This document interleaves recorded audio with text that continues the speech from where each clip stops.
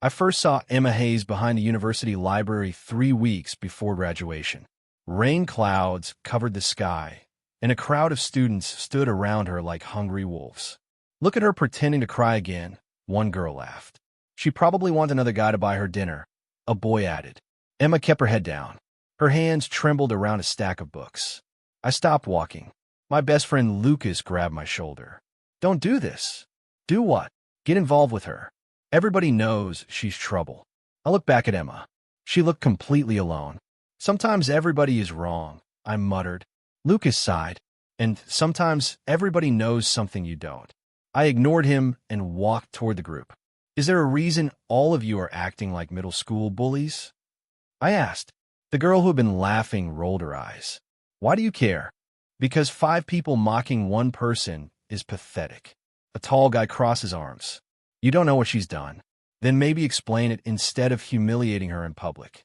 Nobody answered me. They just exchanged awkward looks before slowly walking away. One guy bumped my shoulder on purpose as he passed. "You'll regret defending her." When they finally disappeared, silence settled between me and Emma. She still refused to look at me. "You okay?" I asked softly. Her voice barely came out. "Why would you help me?" "Because they were being cruel." She laughed bitterly. "Most people think I deserve it." I sat beside her on the cold concrete bench. "Do you?" Emma finally lifted her eyes toward me. For a second, I forgot every rumor I had heard. She looked exhausted. "Not evil." "I don't know anymore," she whispered. That answer stayed in my head the entire night. After that day, I started seeing Emma everywhere on campus. She usually sat alone in the cafeteria, headphones covering her ears while people whispered nearby. One afternoon, I carried my tray toward her table. The cafeteria became weirdly quiet. Emma noticed immediately. "You really shouldn't sit here." "Why?" "Because they'll start talking about you, too." I shrugged. "People already talk about everybody." She stared at me carefully. "You're either brave or stupid." Lucas says stupid. That made her smile for the first time. It was small, but real. Over the next few weeks, we became close faster than I expected. We studied together almost every evening in the library. Sometimes she struggled to focus. "You're reading the same sentence 5 times, I told her one night. Emma rubbed her tired eyes. "Sorry. You don't need to apologize for being distracted. I do when I'm wasting your time." "You're not wasting anything." She looked at me quietly. Nobody talks to me like that anymore. I didn't know what to say to that, so I just handed her my notes. Little by little, Emma started opening up. She told me her parents barely spoke to her anymore. She admitted another girl on campus had blamed her for spreading private photos online. "I didn't do it," Emma said firmly. "Then why does everyone believe you did?" "Because blaming me is easier." I wanted to believe her. Honestly, I did. Lucas hated that. One evening, he cornered me outside my apartment building. "You're getting way too attached," he warned. "She's my friend. She's controlling you already." I frowned. "What are you talking about?" "You skipped Chloe's birthday dinner because Emma needed help studying. She was having a bad night." Lucas shook his head. "You always defend her. Maybe because nobody else does. Maybe because she knows exactly how to make you feel responsible for her." His words irritated me more than they should have. "You don't know her." Lucas stared at me for several seconds before speaking quietly. "I hope you're right." At first, I ignored the warning signs. When Chloe Bennett hugged me after class, Emma suddenly became cold for the rest of the day. "Do you like her?" Emma asked later that evening. "Chloe? No. She's been my friend forever." Emma looked down at her coffee. "Girls don't hug guys they only see as friends." "You're overthinking this." "Am I?" The question lingered between us. Another time, I spent 2 hours helping Lucas prepare for a presentation. Emma sent me 14 unread messages. "Where are you? Why are you ignoring me? Did I do something wrong?" When I finally called her, she sounded panicked. "I thought you abandoned me too," she whispered. I rubbed my forehead tiredly. "Emma, I was busy. You could have answered once." Guilt hit me immediately, even though I knew it shouldn't. "I'm sorry." "No," she said quickly. "I'm sorry. I get scared." That became our pattern. Emma would panic. I would comfort her. Then I would ignore the uneasy feeling growing inside me. One rainy night near graduation, We walked back from the library together under my umbrella. Thunder echoed across the empty streets. Emma suddenly stopped walking. "What's wrong?" I asked. She stepped closer and wrapped her arms around me tightly. I froze. "You're the only person who never abandoned me," she whispered against my chest. My heart pounded hard enough to hurt.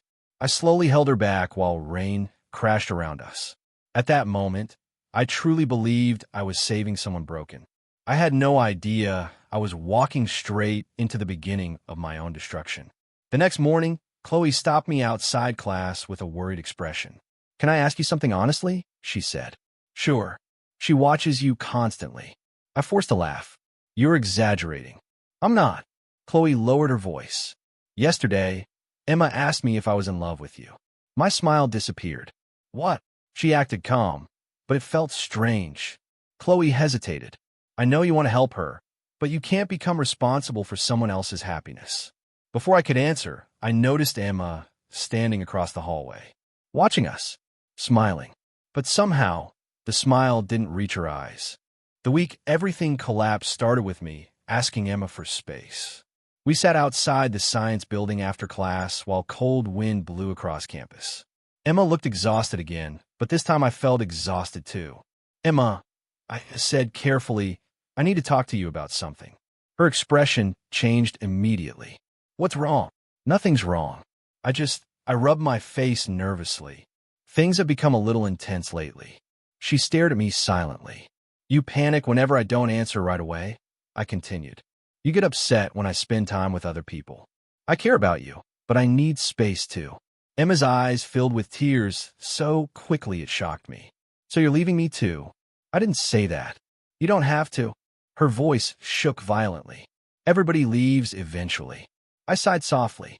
"Emma, please listen." No tears rolled down her cheeks. "You promised you wouldn't abandon me." "I never promised that." "You said you cared about me."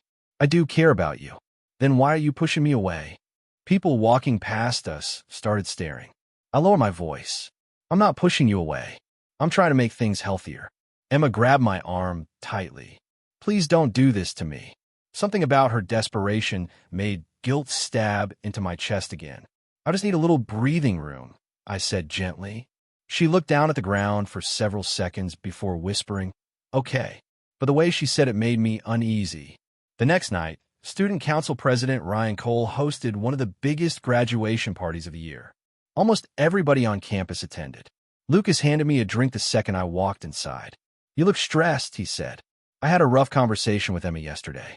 Lucas groaned immediately. "Please tell me you finally ended that disaster." "I didn't end anything." "You should have." I ignored him and scanned the crowded room. Music blasted through the house, while students laughed and danced everywhere. Near the staircase, I spotted Emma standing alone in a black dress. The second our eyes met, she turned away. "That's weird," I muttered. Lucas followed my stare. "Good. Maybe she's finally leaving you alone." But something felt wrong. Around midnight, Chloe appeared beside me holding 2 cups. "You look miserable," she said. "I'm starting to think everybody on campus enjoys psychoanalyzing me." She laughed softly. Occupational hazard of being everyone's favorite nice guy. "Not everyone." Chloe's smile faded slightly. "You still worried about Emma?" "Yeah." Before Chloe could answer, loud crying suddenly echoed across the room. Everybody turned instantly. Emma stood near the kitchen entrance, shaking violently, while another girl held her shoulders. Ryan pushed through the crowd. "Emma, what happened?" She looked terrified. Then her eyes landed on me, and everything changed. "That's him," she whispered. The room went silent. Ryan frowned. "What are you talking about?" Emma started crying harder. "He's been manipulating me for months." I felt my stomach drop. "What?" Students immediately began whispering around us. Emma covered her face dramatically. "He controlled everything I did. He made me feel worthless whenever I upset him." My brain completely froze. "Emma," I said carefully, "what are you doing?" She flinched backward like I had threatened her physically. Several guys instantly stepped between us. "Don't go near her," one snapped. "Are you serious right now?" I asked in disbelief. Emma cried against the other girl's shoulder. "I tried so hard to make him happy." "That's not true." I said loudly. Emma, stop. Ryan stared at me coldly. Maybe you should leave.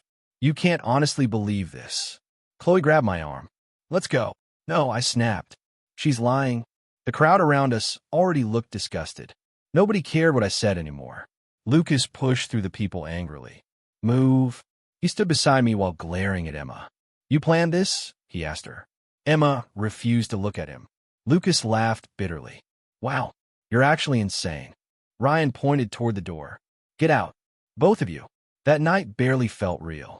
But the next morning was worse. Much worse. By noon, posts about me covered social media.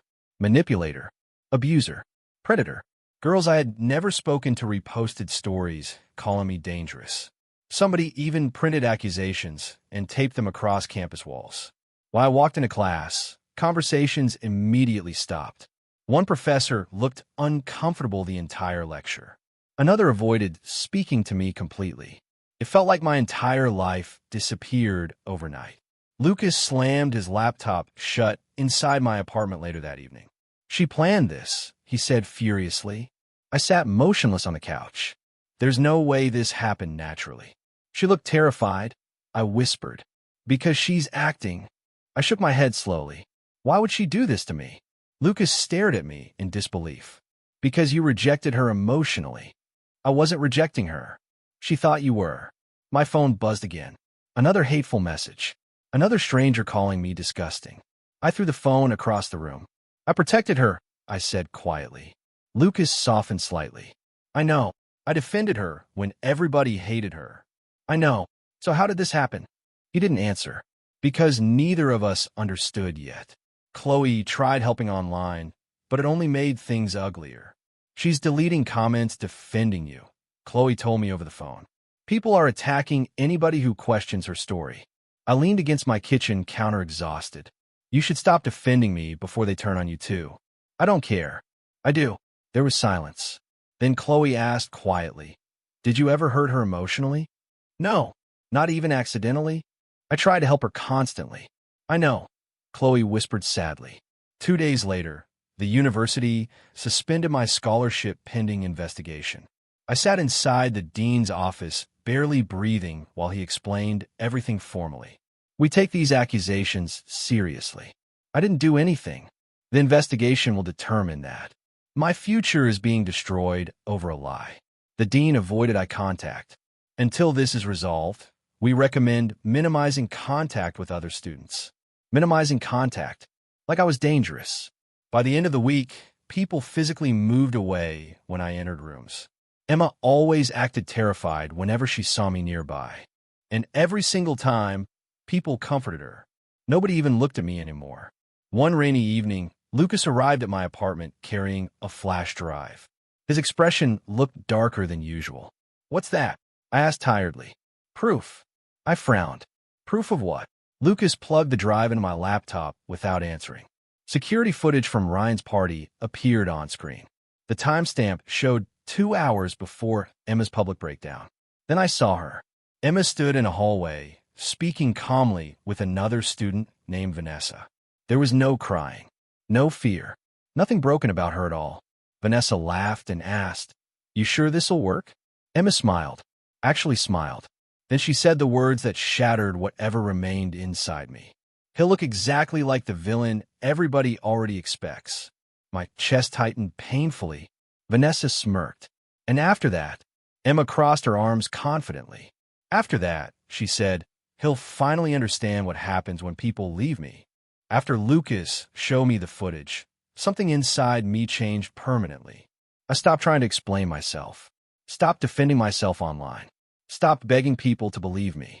Because suddenly, none of it mattered anymore. Emma had planned everything long before that party. And the worst part? She looked proud while doing it. Lucas leaned against my kitchen counter while the video replayed again. I told you she was dangerous, he muttered. I kept staring at Emma's smiling face on the screen. She enjoyed it, I said quietly. Yeah. I rubbed my hands over my face slowly. I really thought I was helping her. Lucas sighed. People like Emma survive by making others feel responsible for saving them. For a moment, neither of us spoke. Then I looked up at him. I'm done being her victim. That was the first step. The next morning, I started collecting everything. Screenshots, messages, old conversations, every manipulative breakdown, every threat disguised as desperation. Every moment she tried isolating me from other people. Chloe helped immediately. "I found something weird," she said one evening while sitting beside me in the library. "Emma transferred here during sophomore year, right?" "Yeah." "She also left another university suddenly before that." I frowned. "How do you know?" Chloe turned her laptop toward me. An old student forum filled the screen. At first, the post sounded painfully familiar. Manipulation, false accusations, emotional abuse claims, destroyed reputations. My stomach twisted. "No way," I whispered. Lucas leaned closer. "Keep scrolling." Another post appeared from a student at her previous school. "Be careful around Emma Hayes. She destroys people before they can leave her first." Silence filled the table. Then Chloe spoke softly. "This wasn't about you personally." I looked at her. "She's done this before," Chloe continued carefully. "Probably multiple times." For some reason, that hurt even more. Because suddenly I understood the truth. I was never special to Emma. I was simply next. Over the following week, more stories surfaced quietly around campus. Students from Emma's old school contacted Chloe anonymously after hearing about the investigation.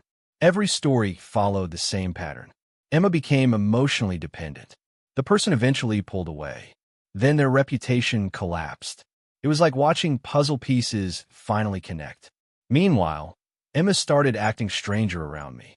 One afternoon, she cornered me outside class while students watched nervously nearby. "Why aren't you fighting back?" she demanded. I kept walking. Emma grabbed my sleeve angrily. "Talk to me." I slowly looked at her hand holding my arm. For the first time since meeting her, I felt absolutely nothing emotionally. No guilt, no panic, nothing. "Let go," I said calmly. Her expression flickered with confusion. "You used to care when I cried." I pulled my arm free.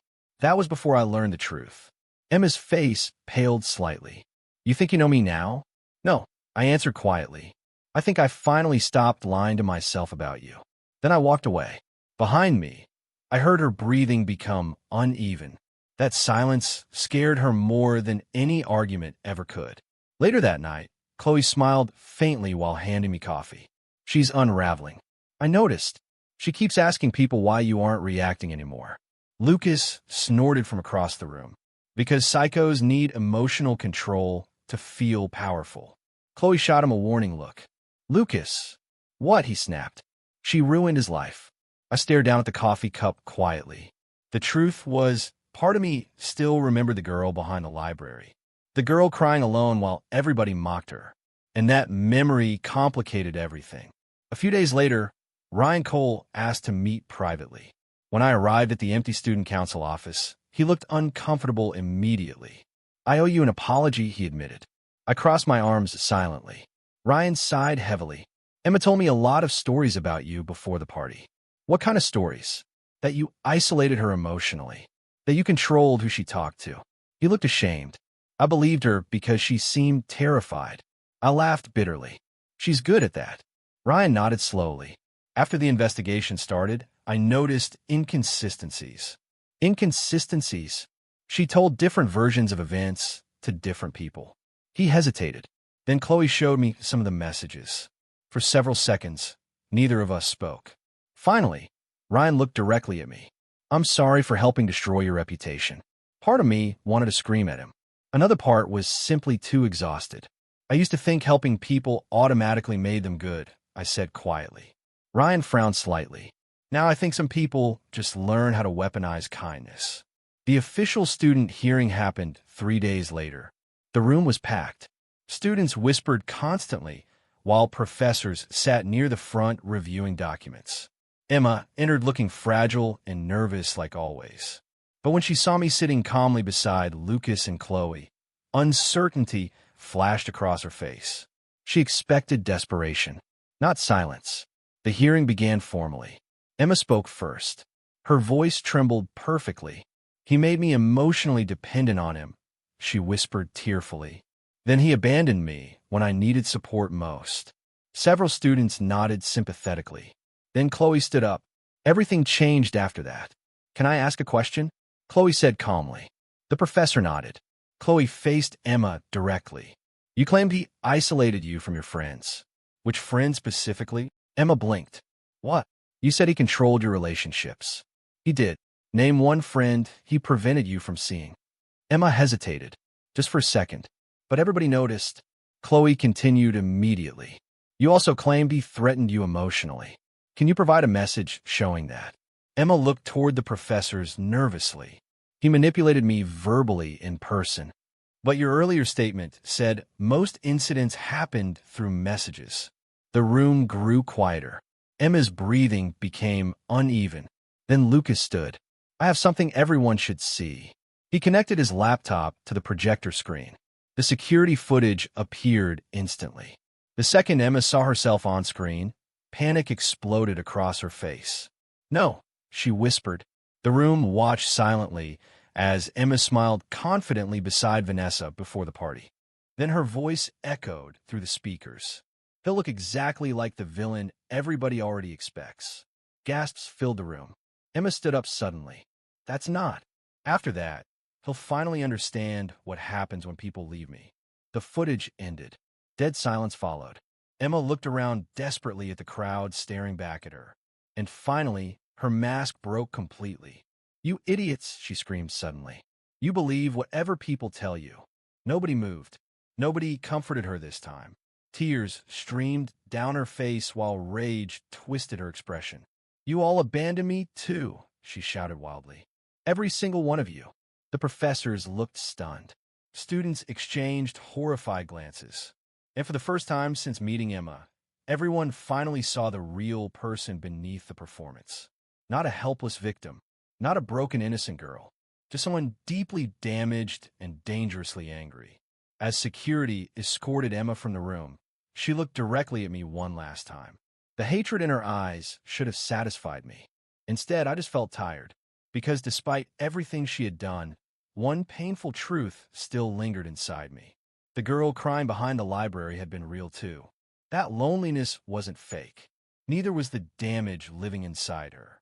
And somehow, that made everything even sadder. 3 months after the hearing, the university officially cleared my name. I read the email twice inside my apartment because part of me still expected everything to disappear again. After weeks of investigations, witness interviews, and evidence reviews, the administration finally admitted Emma fabricated most of the accusations against me. My scholarship was restored the same day. Lucas opened 2 cheap energy drinks dramatically after hearing the news. To your survival, he announced. I laughed quietly while taking one. That sounds depressing. It is depressing. He dropped onto the couch beside me. Your entire life almost got destroyed because one emotionally unstable girl couldn't handle rejection. I stared at the can silently. The truth was, hearing the apology from the university didn't feel as satisfying as I expected. Because damage doesn't disappear just because people finally learn the truth. Some things stay broken. Students who once avoided me suddenly acted awkwardly friendly again. A few apologized directly. Most didn't. One guy from my economics class stopped me outside the cafeteria. Hey man, he said nervously, I just wanted to say sorry for believing everything. I looked at him calmly. You call me a predator online. His face immediately turned red. Yeah, I know. And now you believe me because public opinion changed. He lowered his eyes. I guess. I nodded once. That's the problem. Then I walked away. I wasn't angry anymore. Just tired. Emma disappeared from campus shortly after the investigation ended. Rumors spread constantly about where she went next. Some claimed she transferred schools again. Others said her parents forced her into therapy. I stopped caring enough to ask. Still, traces of her remained everywhere. Whispers stopped whenever I entered rooms. People stared at me differently now. Not with disgust anymore. With caution. Like they suddenly realized how quickly they had destroyed someone innocent. One afternoon after class, Chloe handed me coffee while we sat outside near the student center. You've changed, she said quietly. I looked at her over the cup. That obvious? You don't smile as much. I laughed softly. That sounds depressing too. I'm serious. The concern in her voice made me pause. Months ago, I would have brushed the comment away immediately. Now I just look down at the coffee. I think part of me still expects everything to collapse again, I admitted. Chloe stayed silent. I used to trust people easily, I continued. Now every emotional story feels dangerous. That's understandable. Is it? She nodded slowly. You spent months being treated like a monster for something you didn't do. I leaned back against the bench tiredly. The scary part is how fast everybody turned on me. Not everybody. I looked at her. Chloe smiled faintly. Lucas almost started fistfights defending you. That sounds like him. And I never doubted you. Something about the way she said it settled quietly inside my chest. For the first time in months, I felt something close to peace. Later that evening, Lucas joined us carrying a bag of chips. Good news, he announced dramatically. Chloe rolled her eyes. Why do you always sound like a game show host? Because life needs entertainment. He sat beside us before looking at me seriously. Ryan wants to publicly apologize during graduation week. I frowned immediately. What? Guilt, probably. I don't need public apologies. Lucas shrugged. Maybe not. But people should hear the truth publicly too. I thought about it for several seconds before answering quietly. The people who mattered already know. Chloe smiled softly at that. The strange thing about surviving betrayal is that life keeps moving afterward whether you're ready or not. Assignments still existed. Classes still continued. Graduation still approached. But I wasn't the same person anymore. I became quieter, more observant. Whenever someone shared emotional trauma too quickly, part of me instinctively stepped back now. I hated that change, but I couldn't undo it. One rainy evening near the end of the semester, I walked home alone after finishing a late study session. The streets were nearly empty while buses passed through puddles beside the sidewalk. That's when I saw her. Emma sat alone inside a nearly empty bus station across the street. At first, I almost kept walking without looking closely. Then she lifted her head, and our eyes met. She looked completely different. Not dramatic, not manipulative, just exhausted. Dark circles rested under her eyes, and her shoulders looked smaller somehow. Fragile in a way I hadn't noticed before. For several seconds, neither of us moved. Rain tapped softly against the bus station roof while distant traffic echoed through the street. Emma slowly stood up.